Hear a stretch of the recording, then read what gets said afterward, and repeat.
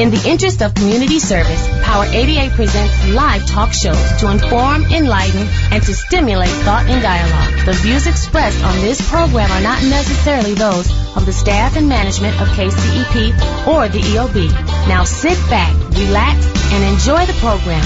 Or call in and participate at 647-3688. This funding for community partners for better health on KCEP Power 88 is underwritten by the Southern Nevada Health District. And here is your host. Good morning, Las Vegas, and welcome to A Healthier Tomorrow. I'm your host, Will Rucker, and joining me is my fabulous co-host, Alisa Howard. We are so excited that you're tuned in to this month's program. The Healthier Tomorrow program is brought to you by the Office of Chronic Disease Prevention and Health Promotion at the Southern Nevada Health District. Heart disease is the #1 killer of all Americans, but the risk is higher for African Americans. African Americans are 20% more likely to die from heart disease than non-Hispanic whites. For more information on heart disease and how it can be prevented, visit www.gethealthyclarkcounty.org. And that's the subject of our show today. We are talking about all things heart health. So let your neighbors, your friends, your cousins, even the folks you don't like so much, let them know that A Healthier Tomorrow is on the air and they should tune in right now. We've got a packed studio with an amazing guest, actually several amazing guests. So I'm going to turn it over to a familiar voice, Amina Harvey, to welcome our special folks. Good morning. Thank you for this opportunity. Today is also Valentine's Day, so what a great way to talk about Heart Month, to talk about love, care about your heart, and also care about those who you love. Today I will be introducing our community partner, the YMCA, Brianna Barber, who will talk about the self-monitoring blood pressure program. So thank you for introducing Brianna. So Brianna Barber and I actually have an email chain going for something completely unrelated, and we didn't know. And they're taking pictures and all kind of selfies. I love it. It's just fantastic. But yeah, so this is almost like a, serendipity or something here. It's great to see you and put a name to a face. Thank you for having me. Well, thank you so much for joining the program. Tell us first, before we even get into the topic, tell us a little bit about the why and how you got engaged there. Well, that's a long story, so I'll keep it short. Brianna Barber, Executive Director for the YMCA of Southern Nevada, and I have been with the YMCA for 20 plus years. And we are here to support the community. We have 3 focus areas: working with youth, working to make sure that we're fulfilling our philanthropic goals of supporting fundraising so that it's accessible to all, and also, of course, healthy living. I love that. And that's a great, concise way to get all of that information in. So you all have a initiative going right now, Take Action to Improve Heart Health, and it's a blood pressure self-monitoring program. Can you tell us a little bit about that? Absolutely. Well, chronic disease continues to be a struggle for everybody here in the country. Public health is top of mind. Excuse me. And the YMCA is finding that we are in this space to support the public health initiatives. As we've already mentioned, heart disease is the #1 killer here in the state of Nevada. African Americans are more prone to having difficulties with heart health. And so the blood pressure self-monitoring program is designed to help people manage and monitor their blood pressure, so specifically those who have high blood pressure. And there's also a nutrition component. So we offer this throughout the year. It's evidence-based. It's 16 weeks in length. And it also comes with a free YMCA membership for the entire duration of the program. So it's really all-encompassing to a holistic approach to heart health. Wow. Well, you could have led with the free membership. That's amazing. The YMCA is not an inexpensive join. So, well, we do want to make sure that we're accessible to all. So when you were referring to, tell me a little bit about the why, we are a non-for-profit organization, and we want to make sure that we are able to support anybody regardless of their income. And so we have scholarships available. And something that's relevant to right now that you might not know is that many of our insurance partners actually provide free memberships to the YMCA. So if you have Medicaid through Silver Summit or through United Healthcare, or you're on one of the Advantage plans if you're a senior, oftentimes those programs support free memberships to the YMCA. So it's a little known secret. Wow. Alisa, she's giving us all kind of goodies today. Yes, and I am listening because I will be taking advantage of that. Do so, please. Now, you mentioned that heart or high blood pressure is impactful, but what is high blood pressure? How do people know if they have it? Like, give us the details on that. Yeah, so typically if you have hypertension, it's going to be something that is diagnosed by your doctor, and they will let you know that you have high blood pressure. It's typically measured over a period of time, and that's when you're going to find that you are in one of those categories to be susceptible to have long-term heart challenges. And so you want to make sure that you're taking care of it proactively outside of the doctor's office, and that's where places like the YMCA and other community partners come into play. We cannot just go to the doctor's office to stay healthy. We have to make sure that we're taking care of ourselves outside of the medical environment. And so if you have been diagnosed with hypertension from your provider's office, you're then going to be a candidate for this particular program. Okay, and how do people get enrolled in the program? Sure, they can go to our website, LasVegasYMCA.org, and there's going to be a link there for this program. They can also call any YMCA location and get on the interest list. We are accepting intakes now. The program starts at the end of this month, and we'll be accepting enrollment throughout March as well. Oh, wow. Yeah, so we do a long enrollment process just to make sure that the word gets out.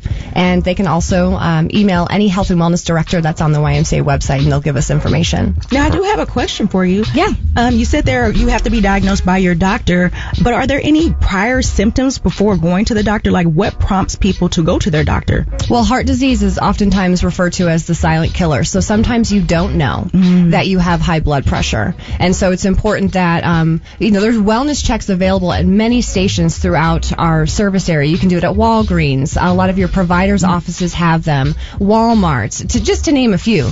But managing and checking your blood pressure regularly is the best way to determine whether or not you are on that scale of having hypertension. That's perfect. Thank you for that.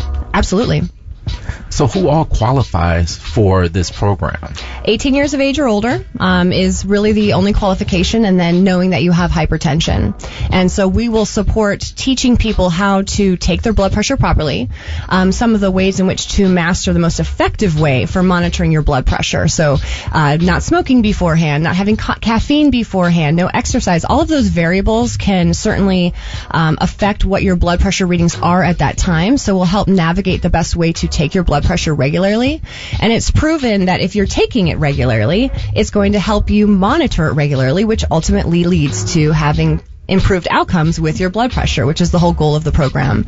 And so there's also nutrition that we're going to be teaching folks. We're going to help them with active lifestyles, get them engaged in some of the operations at the YMCA so that they learn to love exercise. They feel that there's a sense of community and support within the YMCA environment. That's what we do best. Awesome. Well, you've got 16 weeks to do that in, so It doesn't sound as though this is just going to be a, hey, check your blood pressure, now go away. It's like it's really true engagement is what I'm hearing. Absolutely. So that's where we find the evidence-based support at the YMCA really works, is we want to meet with people weekly.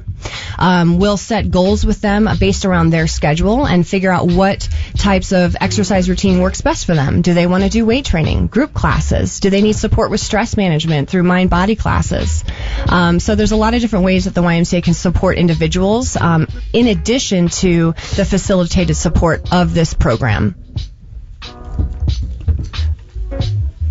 I love it. I love it. So what are some of the results that participants can expect? So we've found that approximately 55% of the individuals that participate in this program do have reduced blood pressure by the time that they're done. And say that number again. 55%. So over half of the participants that take advantage of the blood pressure program will see reduction in their levels of blood pressure. That's fantastic. Yeah, the results don't lie. Yeah. I do have a question for you as well. Since we are at the People Station, 88.1, how many African Americans, do we have the numbers of African American stats that have heart health problems? I don't have the stats offhand, but what I do know is that the African American population is more prone to having heart disease and hypertension. So one of our goals, and this is huge, we have to do this together. Partnership is imperative to the support of public health, to healthcare innovation. Working with the Southern Nevada Health District has been phenomenal in that we are able to provide these programs for free.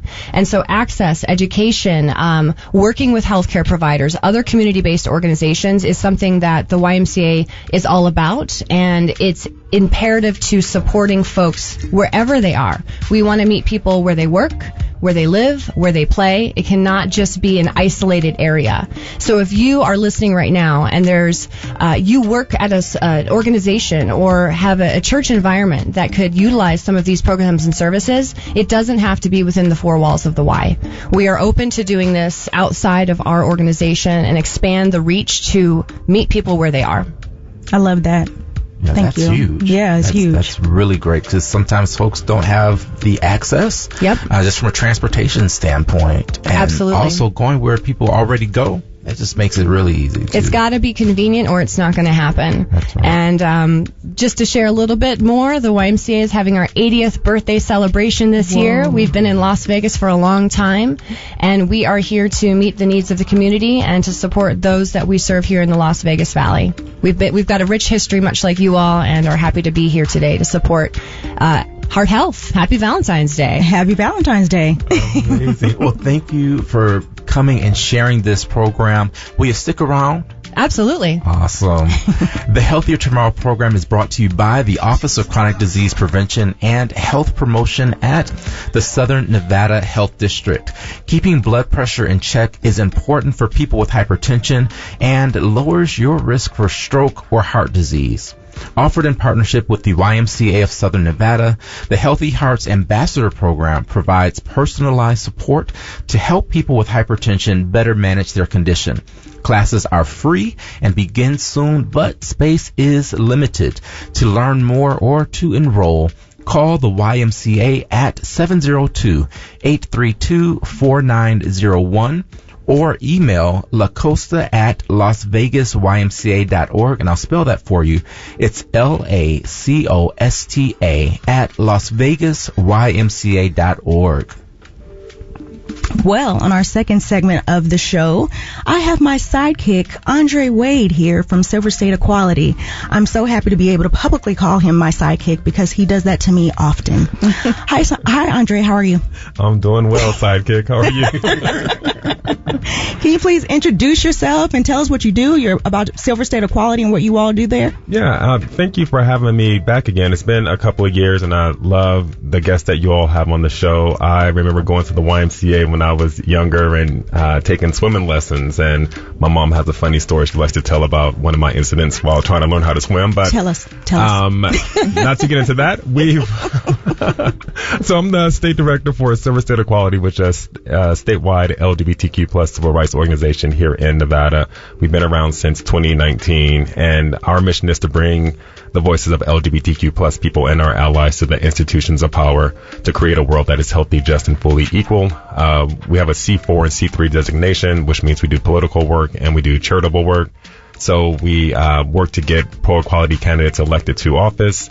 We try to pass pro-equality legislation, and then we have our public education and advocacy programs that we work on, including public health like HIV, Mpox, and COVID-19 awareness and prevention. That's amazing and a mouthful. Yeah.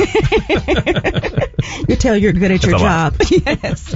You talked about HIV, and I know that you and I just had a National Black HIV Awareness Day, our 4th annual, with Silver State Equality, partnered with my company, Minority Health Consultants.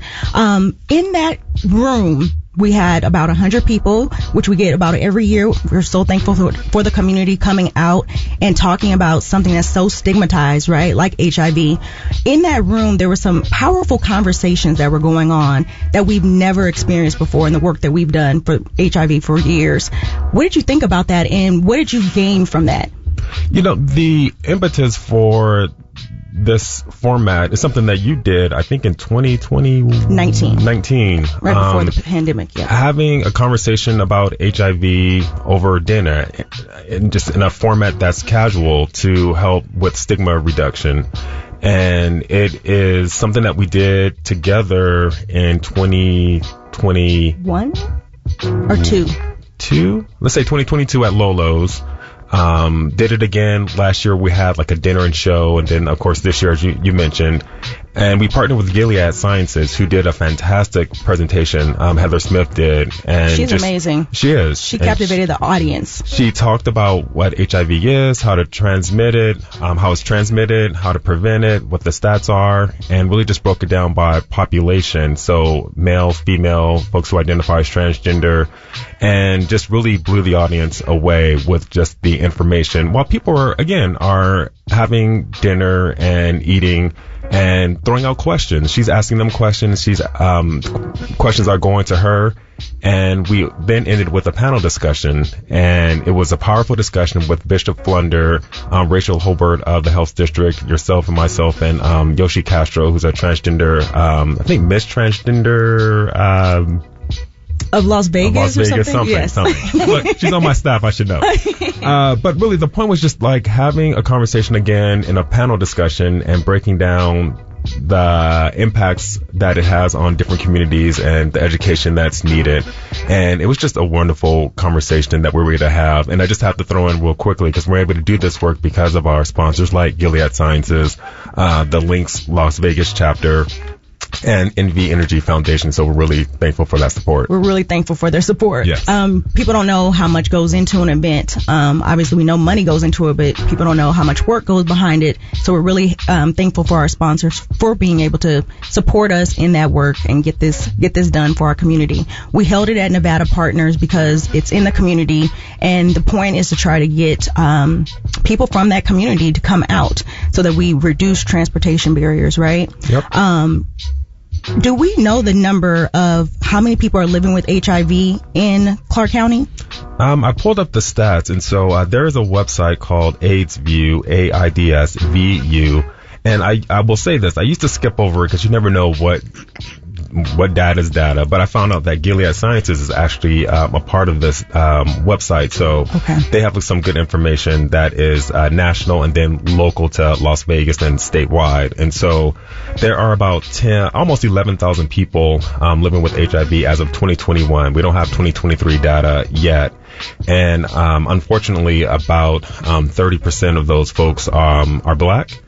And if you think about 10% of the population being black in Clark County, you can see that there's a disproportionality there that we are continuously trying to address.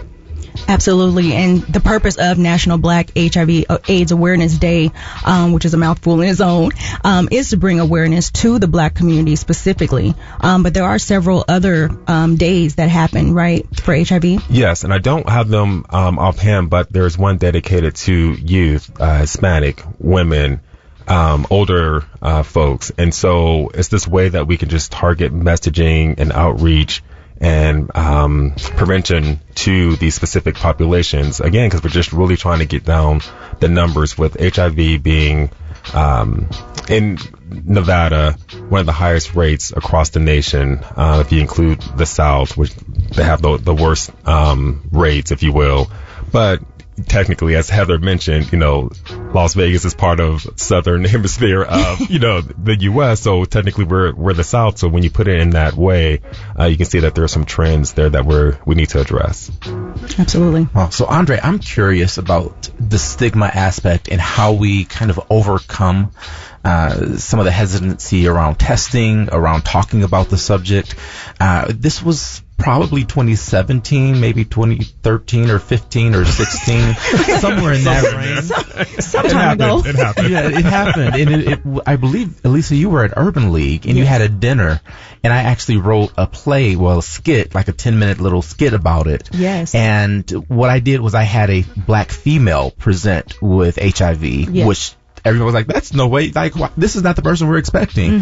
So I guess I'm sharing that to say I think we still have a lot of misconceptions we do. Around the issue. So Andre, what have you found to be effective in kind of initiating the conversation and helping folks to just feel safe and comfortable in dealing with the subject? Talking about it. Having radio hosts have the conversations about HIV in a airway helps normalize the conversation, because we want people to know that HIV is not the quote-unquote death sentence that it was in the 80s and 90s. There's been a lot of medical advancements. A lot has changed with treatment. So it's not what it used to be. And once people get care, they stick with their care and medication adherence, then they can be undetectable. And so we just want people to be able to hear the information person to person on the radio, read up on things on the internet with the proper sources, and just educate themselves, again, because HIV is not what you may think it is. And those are things that are kind of help reduce stigma. Yeah, and on the balance side of that, as people do recognize that HIV is not a death sentence, that treatment is actually fairly convenient at this point. It's not, 30 pills a day anymore. How do you talk about it in a way where people still understand it's a serious diagnosis and they still have to take care of their health even though it's a chronic disease now? Yeah, that's a good point. So you still have to take care of yourself with any diagnosis you get, whether it's a mild diagnosis of a cold or a flu to something like learning you're living with HIV. And so we want people to know that if you take your medication daily, that you can be undetectable in about 6 months. And if you are continuously taking your medication daily for another 6 months, you can be undetectable sustainably. Can you explain what that means? So that means that your viral loads are suppressed to where HIV is no longer detected. Now, it's still in your body, it's still in your cells, but you won't be able to transmit it through sex. And so that's powerful. There's a huge advancement in the treatment and that we need people to know. So if you get tested and you learn that you're living with HIV, get on your medication, stay on it, because you can be undetectable. There's a campaign called U equals U that talks about undetectable equals untransmittable. Yes. Or maybe it's the reverse, but nonetheless. No, it's that one. Okay, good. And African American women are disproportionately being affected within HIV in our communities. Do we have the numbers or stats on that? I don't have the nationwide. I don't have the numbers in front of me if I don't want to take up time scrolling, but women are about, I want to say 30% of the total population living with HIV, and then a subset of that would be black, but black women are mostly impacted out of women, but it's mostly by heterosexual contact. And so we just have to make sure that everyone needs to be aware that they can be impacted by HIV regardless of their sexual orientation or gender identity. And so it's important to, as we say, know your status. And so we want to normalize also testing. So there was a bill that was passed in 2021, I believe. And what it does is it requires health care physicians to ask people during intake if they want to get tested for HIV or an STI or sexually transmitted infection.